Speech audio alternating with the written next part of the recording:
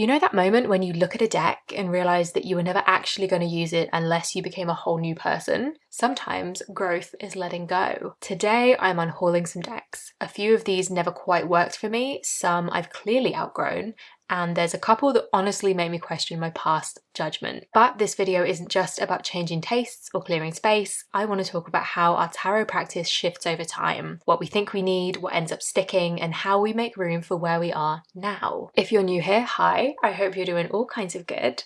I'm Sylvie, I'm a big time tarot nerd, and I love sharing my experiments and reflections here on YouTube. So let's get into it. First up, I'm going to begin with a couple of decks that I have nothing against them. There's nothing wrong with them. They're kind of duplicates in my collection. So first up is the Grimalkin's Curious Cats Tarot. I spoke about this not too long ago in a tag video that I did.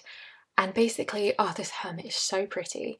I like this deck. I think it's really pretty. I like MJ Cullinan's artwork, but I have like 4 or 5 other of her decks. Is that right? I've got the Raven's Dream, I've got the Urban Crow Oracle, I've got the Crow Tarot, I've got the Guardian of the Night, and I've got the Phyrexia. I've got 5 more of her decks. And honestly, the Phyrexia is also on thin ice. I don't need it. I have so many of her decks.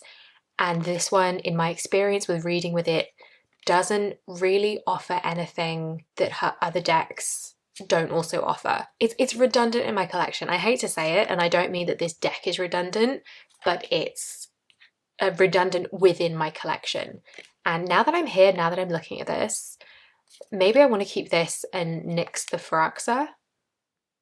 But then I think I probably could do the sensible thing and move both of them along, but that is a conversation for a different video. I think this High Priestess is so pretty. So I'm starting out this video a little bit gently because I love this deck. Really, I think it's so pretty. I never reach for it, and it doesn't do anything unique in my collection, really, is what it comes down to. I never reach for this because I reach for other things instead. Oh, and there's the Devil and the Tower. Okay, so that is the Grimalkin's Curious Cats. And then on a similar note, this is one of my tarot collectibles decks, and I have a lot of tarot collectibles decks. This one is, I think this is the Groovy Weight, and this is the Sparkles edition of the Groovy Weight. If you're familiar with tarot collectibles, they do a lot of like special laminations with their decks. I have decks that do this. So I have the Trip and Wait Tarot, which the art style is very much the same. And I also have the Spring Wait Tarot, which has the sparkles. This truly is like an overlap in my collection. And I think if I had the Spring Wait, I would never have bought this because I like the Spring Wait more. I think the lamination is really throwing my focus off. So we're going to leave that one here, but again, there's nothing wrong with it. I don't dislike it. I like it. In fact, I bought it because I liked it. It's just not, it's superfluous in my collection. That's what it is. It's superfluous within my collection. So that is the Groovy Weight Sparkles edition. So those two were the easiest to talk about because there's nothing wrong with them. We're going to get into slightly dicier territory as we go on. But the next handful I'm going to show you are decks that I liked, I wanted to like, they never clicked. And as a result, I don't really reach for them. I don't really particularly actively want to read with them ever. And they've just been languishing, unloved, collecting dust. So I'm going to pull this duo out. And this duo really hurts me. This is the Oceanum Arcanae and the Terra Arcanae by Taylor Bryn Hultquist. Todd. If I'm being really honest, the reason that I've held on to these two is, first of all, the artwork is beautiful. I really love the artwork. I have a lot of animal decks and I like the kind of darker, moodier palette of these. The artwork is stunning. I love the choices of animals. The little white book gives you just enough, but it does explain why she chose the different creatures that she chose for each of the cards. Like, it's well thought out, it's well executed, the artwork is beautiful. I just never ever reach for them. I have a lot of animal decks and these kind of lack a little bit of, I want to say maybe personality for me, at least in the way that I've been reading them. But also the other reason I know that I probably don't need to keep these is because half of the reason I'm keeping them is because I want to collect the full set, when she Fire's already out. I think that kickstarted last year, and the Air one will be not too much longer, I'm assuming. I don't need to keep 2 decks just to get 2 more that are also probably going to take up space. So I'm making the very difficult decision, very difficult for me to, I think I'm going to sell these. I think I'm going to move them along because I don't reach for them. They're taking up space, they're beautiful, somebody else could be using them, you know? So that is the Oceanum Arcane and the Terra Arcane. This next deck is a similar story. This is the Woven Path Tarot. And this is the deck that is beautiful. I just never reach for it. I love this Queen of Swords. This is a collaborative deck. It's got different artists for each of the cards. You can see on the title, it tells you who designed each card. And that's not what gets me. At least I think it maybe is, but that's not what bothers me about it consciously. I think each of the cards are really beautiful. I really love the mix of art styles. I think they've collaborated really well. Like, although there's clearly different artists, a lot of them fit really nicely together and they don't look out of place next to each other. Like if I do a spread of multiple cards, they don't look wrong next to each other, you know? It's not jarring, they're not really disjointed, like they flow really nicely. That's not the issue that I have with this deck. The issue that I have with this deck, I adore this moon, by the way, I think this is one of my favorites. The issue I have is that I never want to reach for it, and then I just don't feel like I'm getting anything from it when I do pull with it. And I've had this for a couple of years now, I want to say, coming up to. This was a Kickstarter deck that took quite a long time to actually come to me, but that's fine, I expect that. I love this Nine of Swords. Like, I love the cards individually, that's what it is. I love this Death card. I love this Eight of Coins. I love the cards individually. It just, when I read with it, it gives me nothing. And I've got a few different decks like that. And I think more of them in this video, you will also see.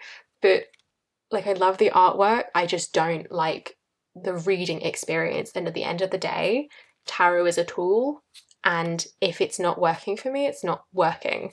And I'm sure that I do have decks in my collection that I don't read with but I keep for the artwork, but this isn't one of them. So it makes me very sad because I think it's so beautiful. Like, look at this Seven of Wands. Each of the cards is so stunning. I love the color palettes. It just doesn't do it for me in a reading. So that is the Woven Path Tarot that very sadly I think is going to leave my collection, even though I think it's stunning. But if I kept every beautiful deck, I'd be drowning in them. So there we have it. On a very similar note, the Shadowscapes Tarot, and this has been such a saga. I have made a couple of videos about this deck. My very first, why is this deck still on my wish list video, this featured because it's one I've wanted for years and years. Like, long before I actually bought my first tarot deck, this has been on my wish list. I think it's absolutely beautiful. I don't like reading with it. I think you can agree. It's absolutely stunning. I also did an unboxing of this video that I think, like an initial walkthrough. It's so beautiful. I love each individual card. I'm throwing them all over the place. I love each individual card. I think the detail is just stunning. Like, the artwork is inarguably stunning. And Stephanie Pumanlaw, who is the artist, has also made an oracle deck, the Tree Keepers, I think it's called. And have I seen that she's coming out with another tarot? I may have made that up in my own brain somewhere, but it's beautiful. Her artwork is beautiful. I really like the interpretations of each of the cards. It's not that they don't feel like tarot. It's just that when I read with this, I get absolutely nothing. And I don't know what that is.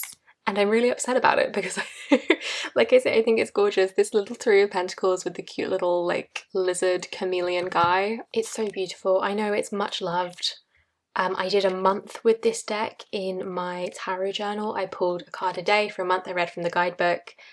And frankly, that's a pretty good litmus test for me. If I don't enjoy that practice, I'm probably not going to get on with the deck. And that, I fear, was the case with this one because, like, I like it, but I'm not excited about it. I think that's what it is. When I pull this in a reading, or I pull this out for a reading, I don't feel excited to read with it. and I think that is a sign that it should move along. And oh, it breaks my heart because it's so stunning. It's so pretty. So the shadowscapes, beautiful as it is, not the one for me.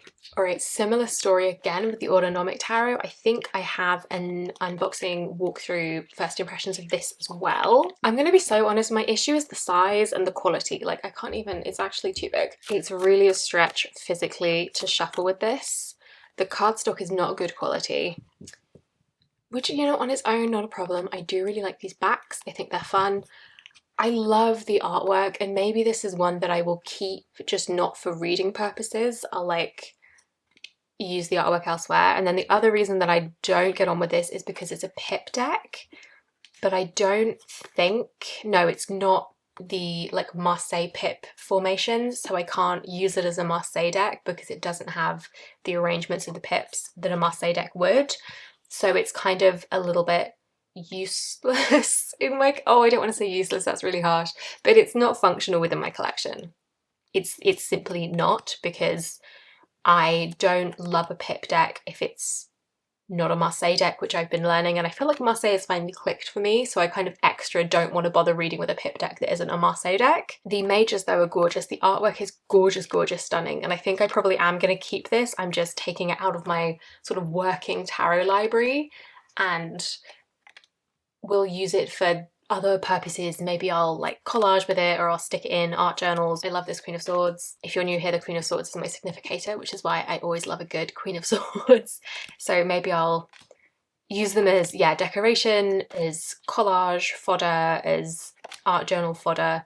It's also weird because the aces and the tens are fully illustrated, but the pips in between are not. So I can't remember if this is the ace or the 10 of swords. Presumably it's the 10 if it's ending. But yeah, it's an odd configuration. It doesn't make a lot of sense as a tarot deck. I think that's what it is. It's a beautiful art project. That is the autonomic tarot. There is also an edition of this deck which doesn't have the minors, which is, I think it's just the majors. But I have a majors only deck that I never read with, and honestly that one probably should be in this video, but I don't want to get rid of it because it's beautiful. So there we have it. The autonomic tarot is at the very least moving out of my working deck collection. Right, I'm going to show you the next two as a little duo. This is the Raincoast Tarot and the Raincoast Dreams Oracle deck. And at the end of the day, it's because I just don't reach for them. But for different reasons. So the tarot deck, I really enjoy the weird and wonderful art style. I love a weird deck. This is not new information about me, but the issue that I have is that it feels disjointed. The cups look... So the issue that I have with this deck is it feels kind of disjointed, and if you look at the Five of Cups, it looks like a relatively normal Five of Cups, all things considered. But then like the Pentacles suit is really weird and wonderful and fever dreamy, and I love that. If the whole deck was like this, I'd use it. But the disjointedness of it just feels really odd. Like this Swords is kind of boring in comparison to the rest of the deck, quite honestly. Four of Cups is really straightforward. Pentacles, love it. Pentacles all over the place, don't know what's happening. I want more of this. I want more of this, but I've got the Bonefire for that, quite frankly. This is another one where what I want from this deck, I have this kind of chaos and colour explosion and incoherence in other decks, and I don't like the internal disjointedness. And then there's the other factors, like I don't love the way the cards are laid out. I think the backs are not great.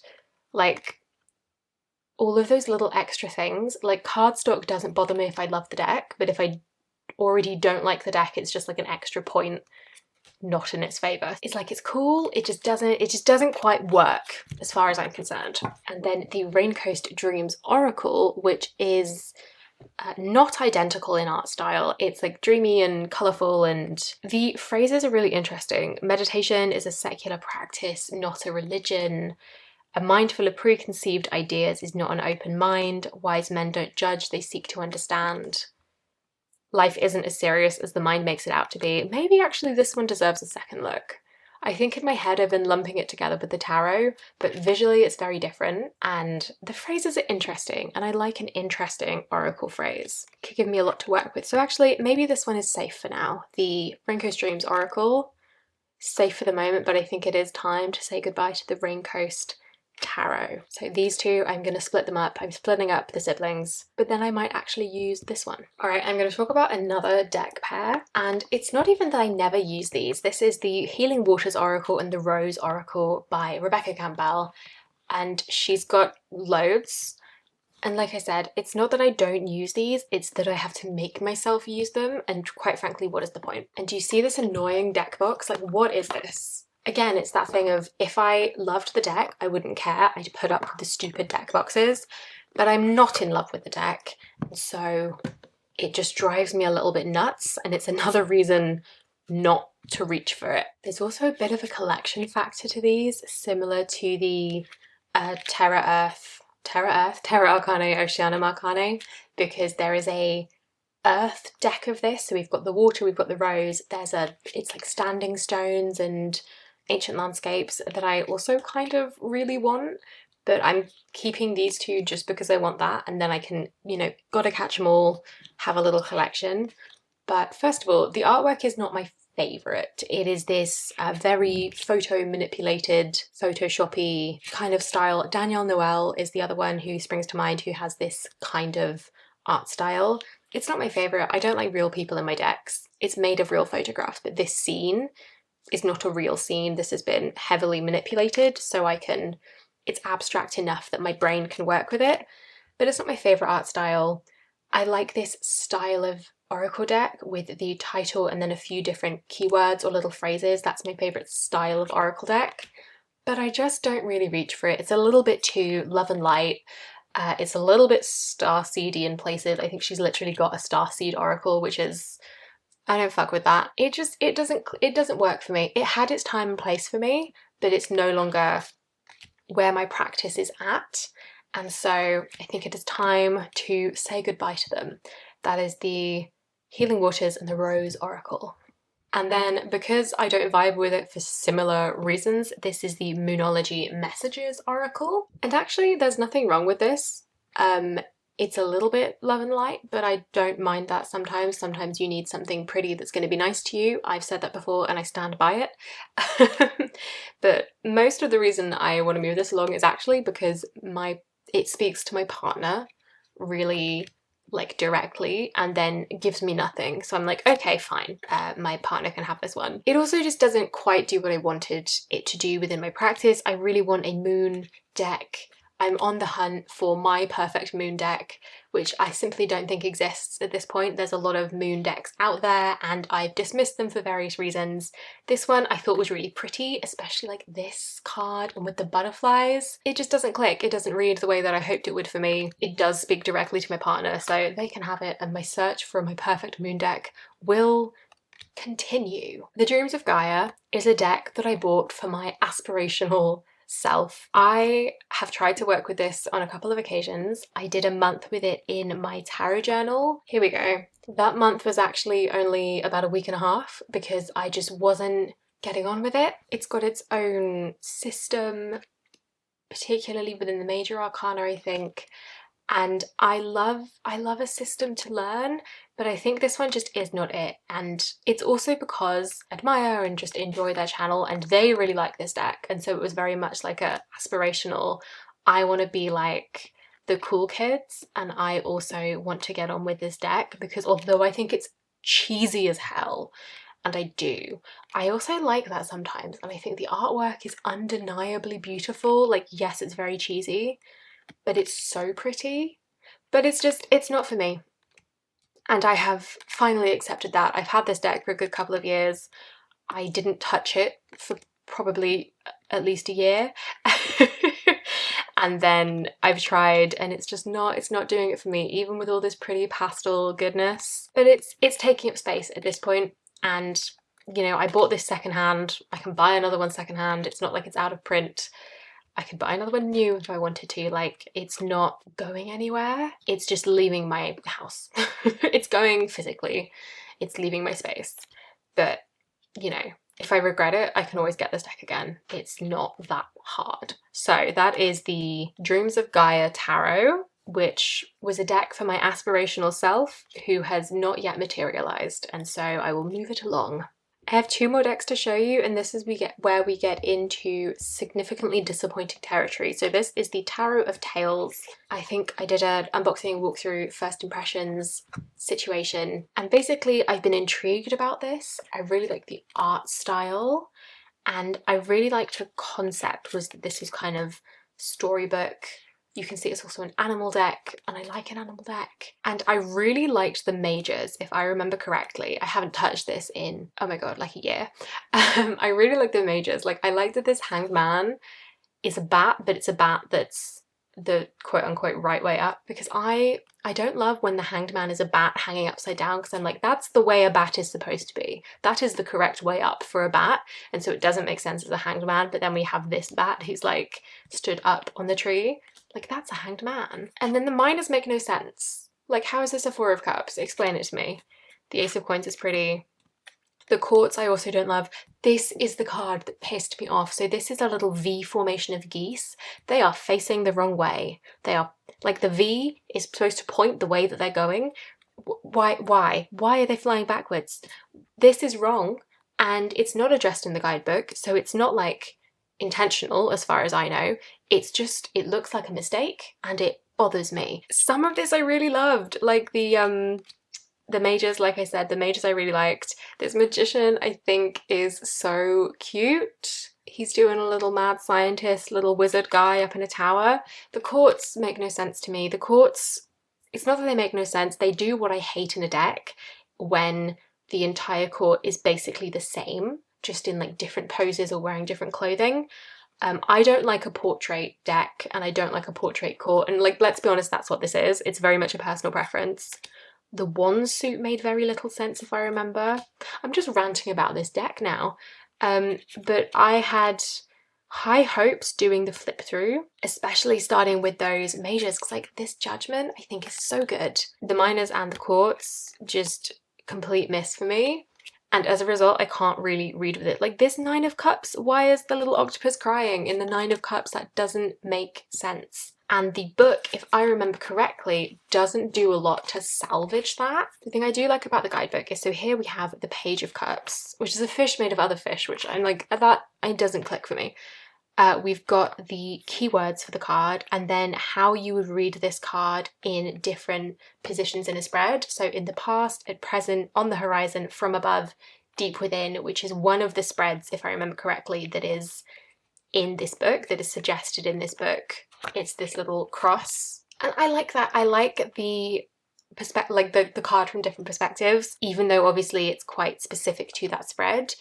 It gives you a lot of different perspectives, and then you can more easily apply it to whatever you happen to be reading about. But it also just doesn't seem to fit the tarot. It doesn't seem to deviate from the tarot in a very specific or clear or logical way. It's just kind of doing its own thing. The harsher cards in particular, you know, like Death, the Ten of Swords, etc. Like here, the Ten of Swords, completion, drawing conclusions, having considered all options, the logical end of conversation, assurance that nothing has been left unsaid. And like, sure, you could say that the Ten of Swords is about assuring that nothing has been left unsaid, but that doesn't really paint the full picture in my mind. It's got a very positive spin on the tarot. I like my decks to be a little bit more well-rounded, ideally to be kind of as neutral as possible. I don't get it. The guidebook doesn't explain how these images link to the tarot structure. It just explains these images in and of themselves, and that bothers me personally, because I like to have reference to the actual structure of the tarot. You can do whatever you like with it as long as I know why. I think you need to interact with the structure of tarot to call it a tarot deck. I don't think that should be a hot take. But you know, some decks really don't do that. And then to end on a positive note, here is that Empress. I love her. She's cultivating. She's not just sitting in a garden with stuff growing around her. Like, she's all dressed up. She's living her best luxurious life, but she is also actively participating in the growing, in the nurturing, in the cultivating. I love it. I had such high hopes for this deck. But anyway, that was the Tarot of Tales. No deck has ever annoyed me as much as this deck has annoyed me. This deck makes me actively, I think angry is a strong word, but a lot of decks, I'm like, I don't understand, I don't get it, but fine. This, I don't agree. I disagree with this deck fundamentally. So this is Grounded Wisdom, a regenerative soil tarot deck. It was a Kickstarter that I backed that arrived about a year ago.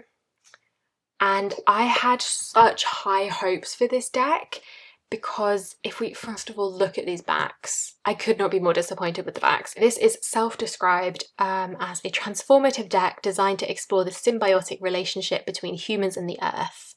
Reimagines the archetypal wisdom of traditional tarot through the lens of soil, regenerative design, and earth custodianship.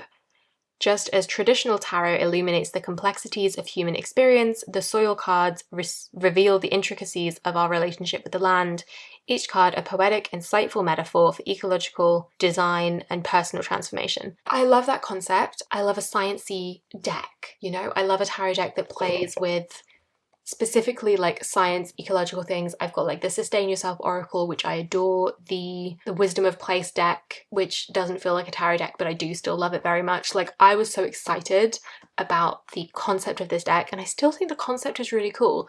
And actually the guidebook, I don't dislike. Like, it's a little white book, but I don't dislike it. The deck though, hugely disappointing. First of all, these are the backs. This is not what was promised on the campaign, but never mind. And then these are the cards. And it just, I can't read with this. I don't believe anyone who says that they can. Like, this is the two of, so swords and minerals. We've got microbes, which I think are maybe cups. We've got fungi, which I think are maybe pentacles. And we've got leaves, which I think are wands. And I don't disagree with those takes, you know. They're maybe not what I would have chosen, but I don't disagree with them. So these are three of the cards. We're glaring with this, with the light. We've got the background is kind of all blending in, so it's not the best presentation of this deck. But if you tell me that these cards are distinct and it's obvious that this is the 9 of Wands, this is the Ace of Wands, and this is the 7 of Wands, I simply do not believe you. It's not even that, like, you can count the leaves or something, because this has 10 leaves on this like main leaf, so that doesn't even make sense. Same with like we've got the queen and the ace, and if you tell me that it makes sense, I do not believe you. Also, there was unclear use of AI in the creation of this deck, and you can really see it in the fungi suit. And when I backed this Kickstarter, the creator wasn't finished with the artwork, so we didn't, and I'm not making that mistake again, but the creator wasn't finished with the artwork. I wouldn't have backed this. I certainly wouldn't have backed, I didn't back this. I backed designed card backs, but whatever. So I don't like the use of AI, especially for like an ecological deck. Like, AI is not good for the environment. The mages, they're not titled, so it's not functional. I will maintain that this should have been a mages only product, and then she wanted to make a full tarot deck and so came up with this nonsense, but whatever.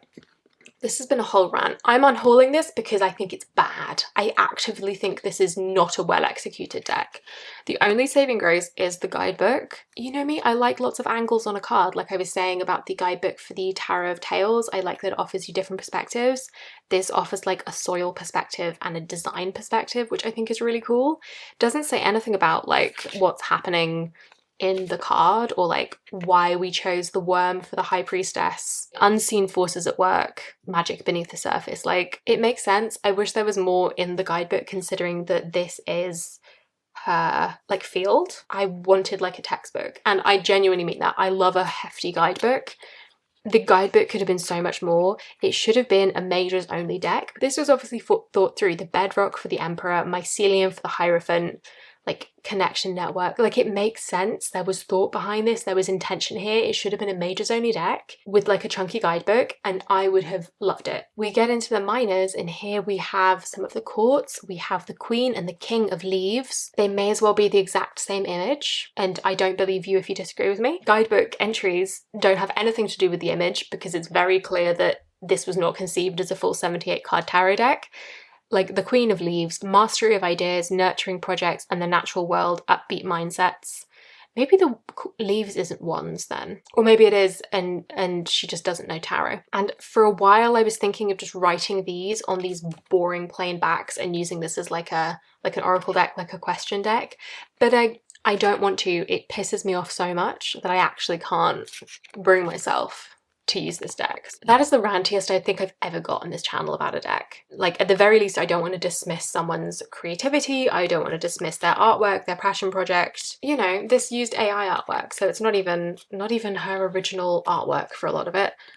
And I think the idea was cool, but the execution was extremely not good. The concept was something I really wanted to see. And so this was just like all the more disappointing. I have been filming for nearly an hour at this point. I don't know how long this video is going to be. I don't know how much of that ranting I'm going to cut out at the end. That is every deck that I am currently considering moving out of my collection. Some of them are decided, some of them are still a little bit up in the air, but I feel good having like put them aside. They're in their own little bag now. They're not taking up space on my shelves.